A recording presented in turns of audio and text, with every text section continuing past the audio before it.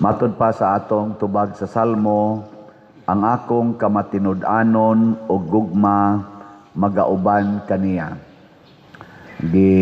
Describe diri sa unang pagbasa nga si Hari David, bisag batan-on pa kay siya, giubanan siya sa Ginoo, mao nang nabuntog niya ang tanan niyang mga kaaway ug nahimong gamhanan kaayo ang iyang gingharian.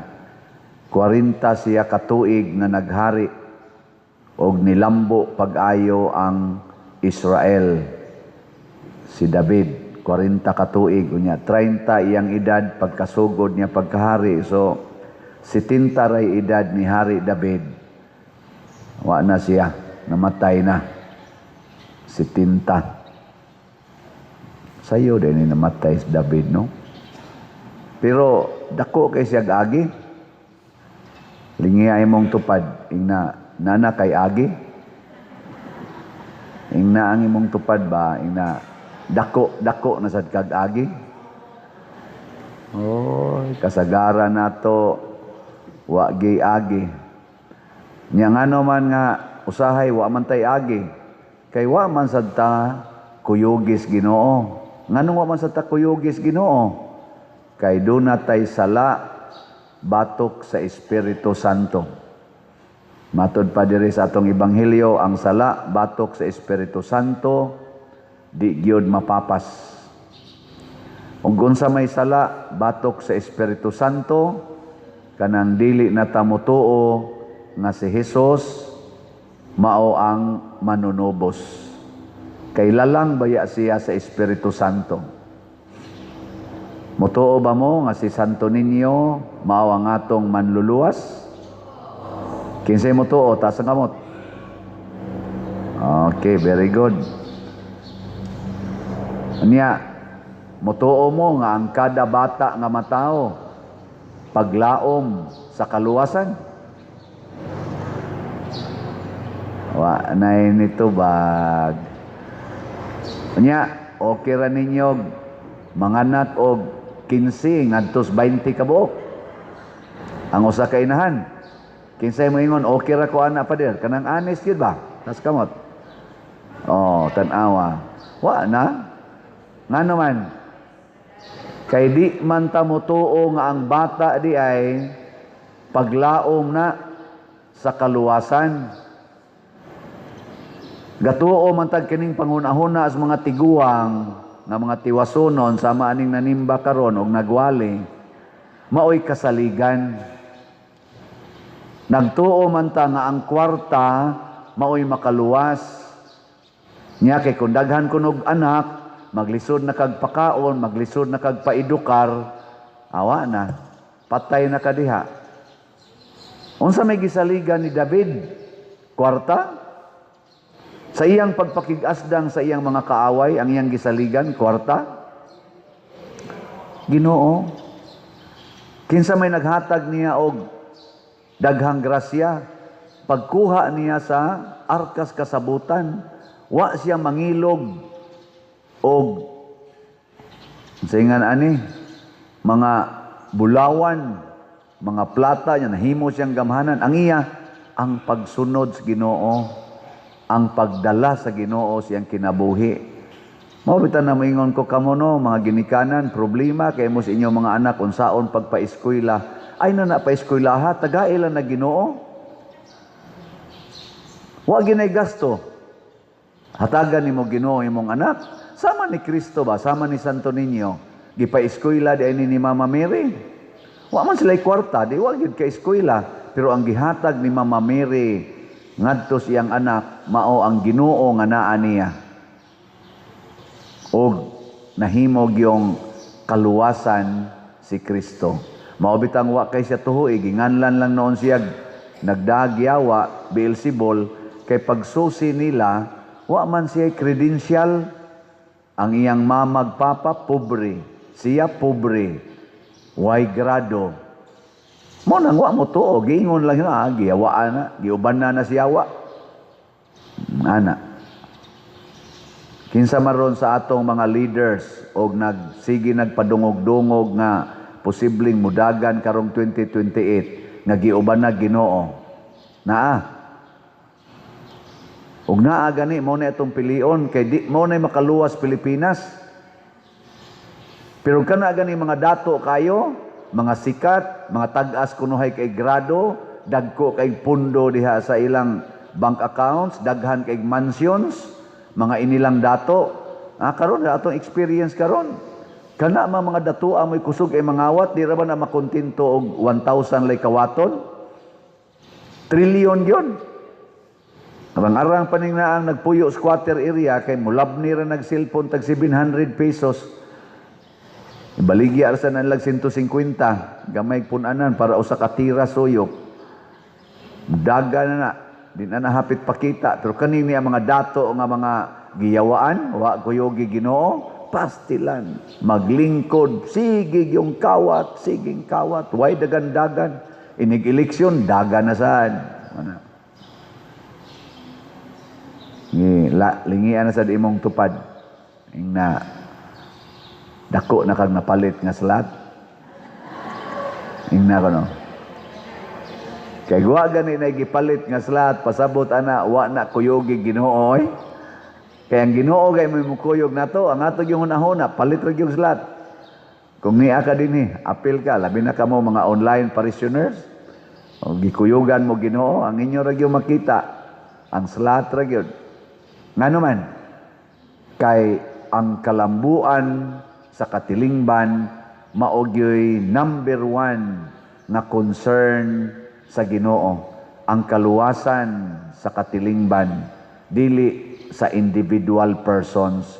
Mao bitaw si Kristo ningon siya, mas maayo pag usaray mamatay aron maluwas ang tanan. O di ba? Katilingban gi iya. Gi lingian sa imong tupad ina, mas maayo pag ako'y mamatay basta luwas lang ka. Sige, ingna. Ingna ba? Wag yun mulingi ay. Moingon mo din ta, alkansi ko.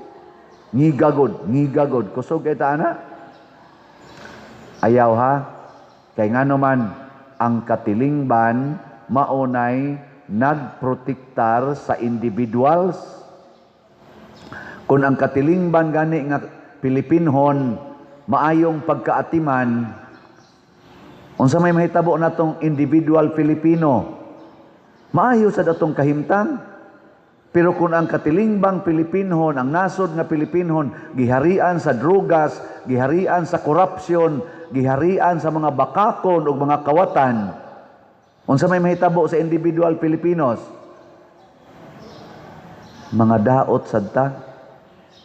Na ini text nako pader diri sa among nasod nga gitrabahuan, di lang ko mo mention. Uwaw na kay mi pader.